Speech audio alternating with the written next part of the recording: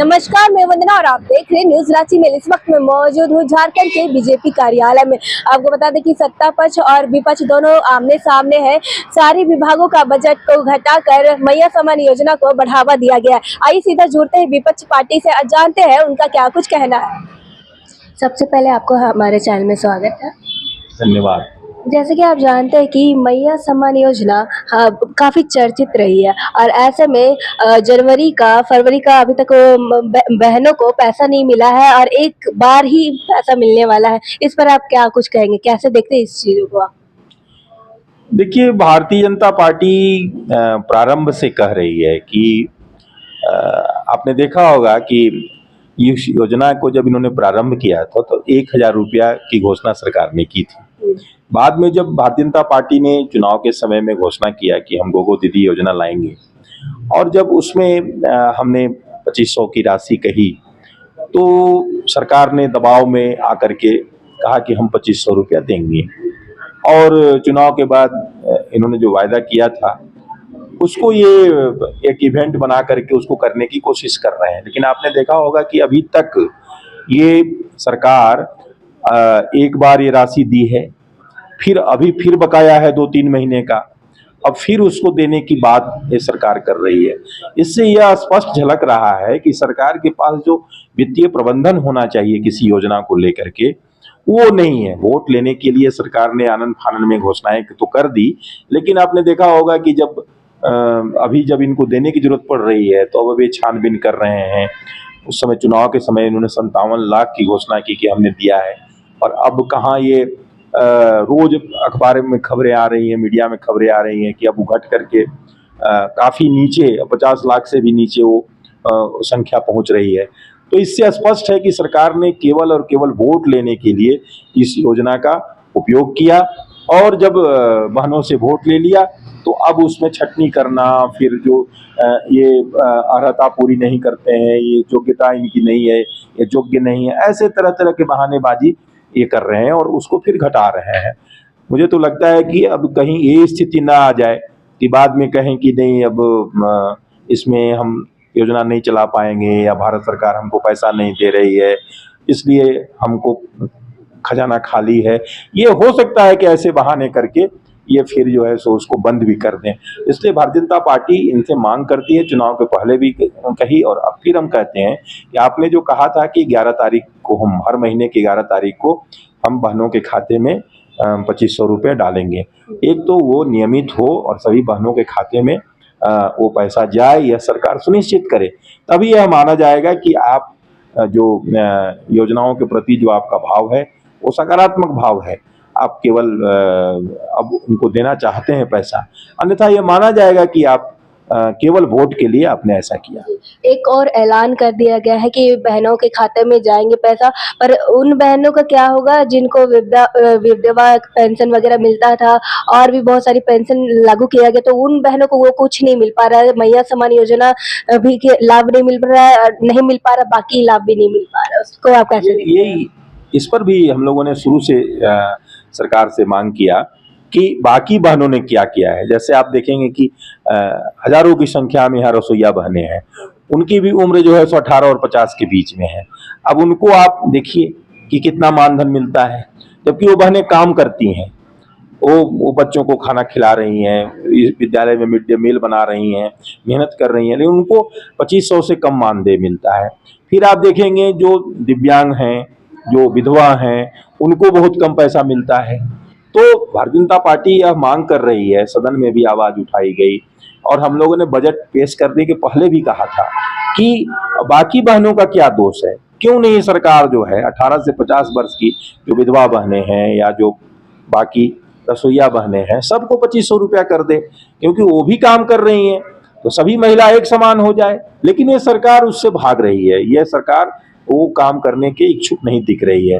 आज भी हम फिर से इस मांग को दोहराते हैं कि सभी बहनों को, चाहे वो रसोईया हो, चाहे विधवा हो, आंगनबाड़ी में काम करती हो, कहीं भी हो, उनको 2500 रुपया मिनिमम यह सरकार प्रति माह देना सुनिश्चित करे और बाकी जो दिव्यांगों का पेंशन है, विधवा का पेंशन है, वह पेंशन, वृद्धों का पेंशन है, वह पेंशन भी समय से मिले। क्योंकि कोई दवाई खरीदने के लिए तरस रहा है, कोई बाकी अपने जो उपयोग की सामग्री है उसको खरीदने के लिए तरस रहा है और उनको पैसे नहीं मिल रहे हैं, जिनको कोई पूछने वाला नहीं है। तो सरकार एक तरफ कुछ लोगों का पेंशन बंद भी कर रही है और इधर मैया सम्मान का पैसा देने का एक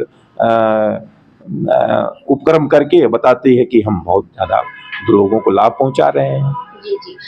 एक और महिलाओं को आगे लाने की कोशिश की जा रही है, सम्मान दिया जा रहा है, पर उन्हीं महिलाओं के साथ घटना घट जाती है। हाल ही फिलहाल में एक महिला के साथ दुष्कर्म किया गया दुमका में, और उससे पहले 3 साल की बच्ची के साथ भी किया गया। इस पर आप क्या कुछ कहेंगे कि कहाँ पे कमी रह जाती है सुरक्षा को लेकर? देखिए, अब ये इतना कॉमन हो गया यह घटना झारखंड में कि अब लगता है कि आज जो घटना घटती है कल एक नया उदाहरण आ जाता है, तो पहले वाली बातें लोगों को विस्मरण हो जाती है। लेकिन आप 5 साल का आंकड़ा पिछली सरकार से ही आप निकाल करके देखेंगे तो शायद ही कोई ऐसा दिन होगा जिस दिन ऐसे जघन्य अपराध इस राज्य में नहीं होते हों। वो तो आंकड़े तो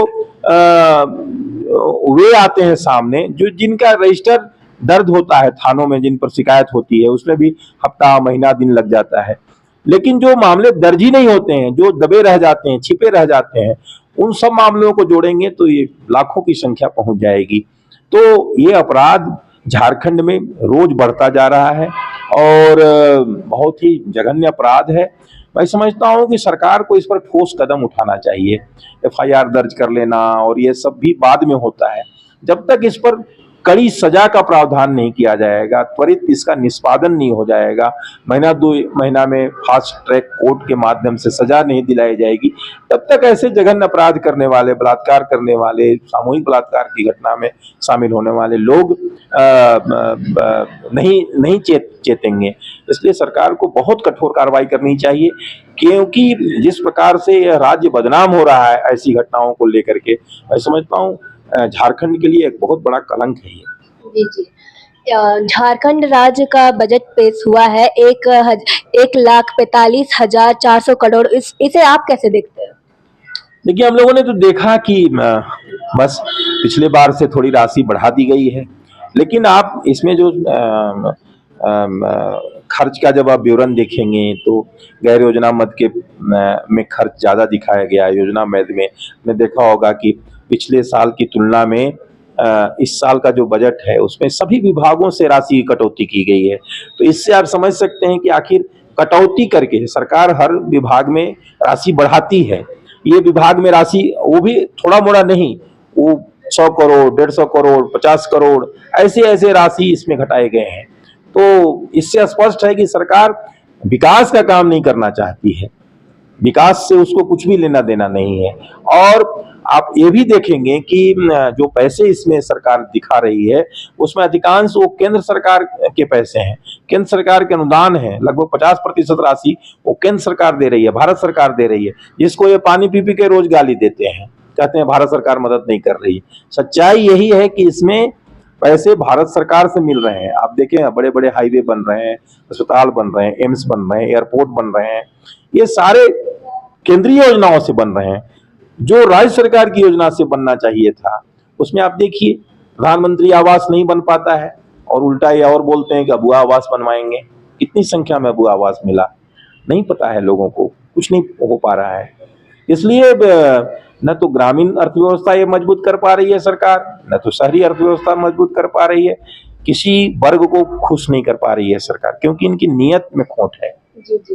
पहली बार बाल बजट भी पेश किया गया, इस पर आप क्या कुछ कहने जाएंगे?